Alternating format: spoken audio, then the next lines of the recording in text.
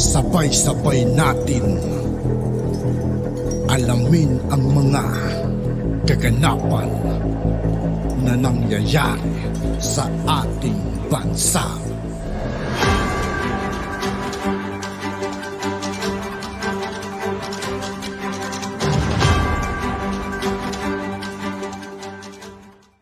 Yo, what's up mga kaibigan? This is I2K po again. Ngayon nandito naman ulit tayo sa channel ni Pinas News Insider. Dito naman ulit tayo magbibigay ng komento at reaksyon. Kaya samahan nyo ako guys. Let's go! Diba? Dahil punong-puno ako ng pag-asa. Punong-puno ako na, tangina, natumba na natin ang dilawan. Pero yung pala, magkaalyado pala kayo. Nasasabi ko ang dilaw. Sinong alyado ng administrasyon? Hindi ba mga dilawan? So bakit? Kailan to titigil, Mr. President, na ang First Lady ang magde-decide para sa'yo? Umasa ang 31 million sa'yo. Grabe yun, ha? Marcos ang pangalan. Grabe yung paratang ni Maharlika mga kaibigan. Ano? Marcos. Hinarap namin lahat dito. Ang mga, mga kalaban ng bayan. Mga rebelde Parang nanunumbat na eh. makakaliwa. Dahil maasa kami, Marcos. I told you so. Sinabi ko na sa inyo yun eh. Ayaw niyong maniwala eh. Ngayon, ano nangyayari? Mas dilawan pa sa dilaw ang inilagay na ninyo. Oh. Diba? Mas dilawan pa sa dilaw ang Grabe naman si Banat Bay naman. Palibasan, hindi nanalo yung manok nila eh. Basta ako, Marcos ako. inilagay ninyo dyan sa Malacanang. Oh. Kaya nga sinabi ko na sa inyo ito, di ba? Sinabi ko na sa inyo to na yung may mga narinig kasi ako, sabi nila patay na ang dilaw. Wala na yan. Hindi ko totoo yun. Hindi nyo lang alam, pinasok na ho tayo ng dilaw sa gobyerno. Nandyan na ho sila. Alam mo, ginawa nila, ito lagi nilang sinasabi to, itong mga hindot na mga ano na to, sinasabi nila, na kesyo daw, si Isko Moreno pa daw yung, anong tawag mo dito? Trojan horse. Hindi ho totoo yun.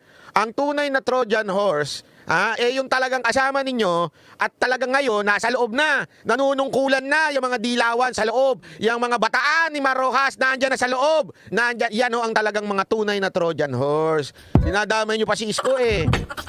Kita nyo nga si Isko, enjoy na enjoy sa kanyang talk show. Successful nga yung talk show niya eh. Wala siya sa gobyerno. Ngayon, sino ngayon ang namumuno dyan? Sino ngayon ang mga nakapwesto? Puro mga kamag-anak. Puro mga dilawan. Pilit kasi nila nililink mga kaibigan na si First Lady Lisa mga kaibigan. Kamag-anak daw kasi ni Marojas. Pero simple naman nabibigyan ng position to, ano? Siyempre, ang tagal na panahon ng magkasama yung mga kaibigan, First Lady at Pangulong Bongbong Marcos. Alam naman, sisirain yun dahil lang doon. Posible naman. Di ba? Kasi matagal lang Pero wag naman sana mga kaibigan, nabigyan ng posisyon tong Marojas na to. sabi sa inyo yan, ng mga banateros. Yung nagsasabing, hindi, Marcos, alam mo, ito feeling ko nga, sinadyang binudol lang talaga kayo. Talagang binudol lang kayo na kunwari may awayang Marcos Aquino, may awayang Marcos Dilawan. Wala. Sus. Nabudol kayo. Wala namang awayan eh. Nagpakaawa-awa lang si Marcos noon. Nagpakapiling kawawa. Sige, apihin nyo. Grabe naman. Kitang-kita na nga, tapos sasabihin mo, nagpakapiling sira ulo talaga tong bahay na to eh. Kami, apihin nyo kami. Inapi sila ng inapi ng mga dilawan. Apin nyo kami. Tingnan nyo. Nung inapi sila, ibinoto sila ng taong bayan. Mantakin mo kung talagang Grabe naman yun mga kaibigan. Sino ba yung mga batang 90s dito? Noon pa lang mga kaibigan yung mga teacher, ang sinisiraan nila talagang mga Marcos noon. Sa libro pa lang. Di ba? Wala nang ibang sinabi ang libro, kundi masama ang Marcos. inapi sila, bakit nila inilagay sa mga pwesto Sira ulo talaga tong Banat Bay mga kaibigan. itong mga dilawan? Halimbawa na nga lang niya si Katapang di ba? Kaibigan, bataan ni Pinoy. Bakit nyo inilagay yan dyan? Di ba doon pala, akala ko ba inapi kayo? Inapi ang mga Marcos na mga dilawan? Hindi. It's all acting. It's all politics. Sa madaling salita, binudol kayo. Kayong mga, ewan ko ba kung matatawag ko sa inyo, mga gullible na mga utu-utong loyalista.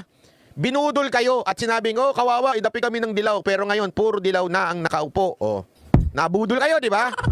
May panahon pa. May panahon pa para magising. Maaga pa. Lapit na mag 2 years. Ay, sorry naman. Wala ko sinabing ganun. Wala pa 2 years yun. Kasi lagi na sinasabi, 1 year, di ba? Wala pa 2 years. Wala pa 2 years, may panahon pa kayo magbago. May panahon pa kayo magbago. Wag na kayong pahuhuli. Kasi baka mamaya, bandang huli na kayo magbago. Wala na, hindi na kayo kasali. Saling pusa na lang kayo. Ako naniniwala naman ako, among all the loyalists. Okay? Ito kasi mga kaibigan si Maharlika no? Hindi ko alam bakit galit na galit Masama ang loob pero balitaw tinanggal ata kasi ito Or di binigyan ng umaasa ata siya na bibigyan siya ng pwesto sa Malacanang hindi pinapasok Kaya sobrang galit na galit siya kay First Lady mga kaibigan. Inggit niya lang yung umiiral kay Maharlika. Inggit lang ang umiiral kay Maharlika mga kaibigan.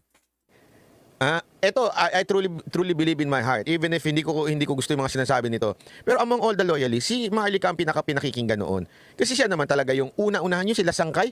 Wala yun. Yung sila Coach Jared, hindi naman mga loyalista yun noong una Mga theories yun Ito talaga noon. Even nung panahon ni PRRD, loyalista na to. Kaya talagang ito ang pinaka may hatak noong panahon na to. Actually, siya nga at saka si Mr. Rio noon Lin Miyamoto, maraming salamat. Thank you very much. Uy, pang Ichiran yan Thank you very much. With extra egg and seaweeds. Madam Lin, maraming salamat po. Di ba? Ngayon, you owe it to the people, Maharlika. Bumawi ka. Kasi ipinahamak mo yung ibang mga kababayan natin at dahil sa mga vlog mo nabudol tuloy. Pero kung ang katulad ni Prof. Clarita Carlos, na ginawa lang niya yung trabaho niya, na kahit na nagdalawang isip siya, mga palangga, mga kababayan, nagdalawang isip siya na i-report sa kanyang Scripted mga kaibigan yung sinasabi ni Maharlika. Pansinin nyo, may binabasa siya. Hindi pang makatotohanan kung baka sinulat niya talaga to. yung intel report, ibigay sa presidente Ano? Oh. na itong issue sa Pansinin nyo yung mata niya mga kaibigan na paghalatang may binabasa. O baka namang utos lang yan mga kaibigan. Ano? food security. Utos lang para siraan niya yung First Lady. Particularly dito sa sibuyas na to, gusto niya lang kasing maging transparent na i-mention doon kung sino ang mga hoarders, sino ang mga players, di ba? So, wala I mean, ganun ba sa gobyerno, pag gumawa ka ng tama, ay tatanggalin ka. Naku po, pang Hindi ilan ko na yan? nalalaban yung posisyon ni Prof. Clarita Carlos. Pang ilan na yan, Maharlika? Di ba? From Attorney Trixie, Rodriguez, si Benny Antiporda. Pangilan na yan? Hindi pa ba ho kayo nadala? Okay? And I believe masaya naman sa kanyang ngayon, sa kanyang life ngayon, pero makikita mo sa kanyang mga post, medyo may mga pahahaging, may mga patama. I don't know kung hanggang kailan niya kung kailan siya puputok. Pero ang katotohanan, Yun ang problema kasi kaya nga nung una hindi ko pinapansin yung mga banat ni Clarita kasi puro pahapyaw Naiirita ako doon sa parinig. Diretsuhin nyo na lang. Wala ho ba kayong pagmamahal sa bayan natin, Madam Clarita? Naintindihan ko na you're medyo matanda na po kayo, ayaw nyo na siguro ng stress, kaya lang pinasok nyo yan pumayag kayo, hinayaan nyo yung appointment. So you owe it to the Filipino people what is really happening in our country, what is really happening to our government. You owe it to the people. Tinanggap nyo yan, madam So, sorry, kaya nung una hindi ko masyadong pinapansin yung parinig Mas gusto ko ng konkretong at ito nga, mukhang may mas alam si Maharlika sa mga nangyari. Kaya ako piniplay dito. Mr. President, hindi totoo. Sana naman maging tapat tayo sa taong bayan na hindi totoong hindi masaya si Clarita Carlos. Baka naman kayo ang hindi masaya kasi dahil sa intel niya. Naku po! Di ba? Bakit tatanggalin ng isang tao? Okay lang kung tatanggalin siya kung talagang hindi siya productive sa kanyang trabaho. Pero kung tatanggalin nyo lang ang isang tao, isang appointees ni First Lady, dahil sa kanyang nabigay sa inyong report, kung sino-sino ang mga taong sangkot sa sibuyas, niloloko natin yung taong bayan. The reason why hindi ako ni piso, hindi ako nanghingi sa inyo. Hindi ako nagpabayad sa inyo dahil gusto kong maging part ng pagbabago at pagbangon. Kasi kung maging katulad ako ni Tuning at ni Taning, Nako! mga kaibigan. Ano, yung mahilig sa hosto?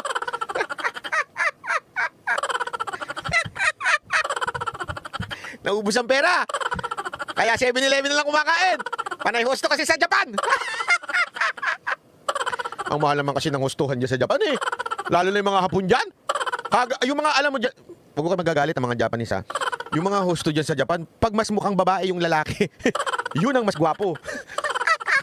Kasi napakarami dyan sa Kabukitsu. Konti na nga lang, baka umabot na lang ng mga 1 o 2 linggo. Baka paminta na rin ako eh. Sa gagwapo ng mga husto dyan. Eh, tama-tama pa naman, sa gabi pa naman, tulog na ang mga mokagis, bumababa ako para kumain ng street food. Actually, ito sasabihin ko, atin-atin lang naman to ha. Huwag mo nyo sasabihin sa mokagis ha. Hindi naman no talaga ako kumakain ng street food. Tinitingnan ko lang yung mga hosto kasi ang cute nila. Kaya naman no wonder na ubus ang pera ni 7-Eleven eh. Na lumalamon sa ngalan ng pagtitira o kasinungalingan, eh wala talagang babangon ng Pilipinas. Balikan natin. Kaya yun, hindi natin. Kaya pinag-initan si Rodriguez. Dahil doon sa issue na conflict of interest, chuchuchuchong ganyan. Pero ito yung nasa Intel kamag-anak ng First Lady, yung mga sangkot. Nako! Kamag-anak. Kamag-anak! O, di ba? Initial lang ang binigay ko sa inyo. Ba't ito, kamag-anak? So, sino ang babang? Sino ang pinagluloko natin? At bakit? Ito, tanong ko lang. Bakit ang First Lady ang nagbibigay, may hawak ng pera? Ito na, todo na natin to. Naku, todo mo na! Isagad mo na! Ayoko nga patumpik-tumpik pa. Isang beses na tayo mabuhay para sa katotohanan. Bakit siyang may hawak ng pera para magbigay ng mga allowance? Ito yung nakarating sa atin, mga palangga. Ano? Si Ma'am siya may hawak ng pera? Allowance? Grabe. Di maganda yun ha. Allowance nino yan? Ng mga patay gutom nilang vlogger? Grabe ka naman, Maarli ka ha. Grabe. Si Ma'am si daw. Di maganda yung mga paratang mo, Maarli. At yun nga po mga kaibigan, dito po nagtatapos ang ating reaction video. Muli ako po si I2K ng Sundalo ng Dunggalo at 811. Maraming salamat sa patuloy na pagsuporta. Yeah, peace out.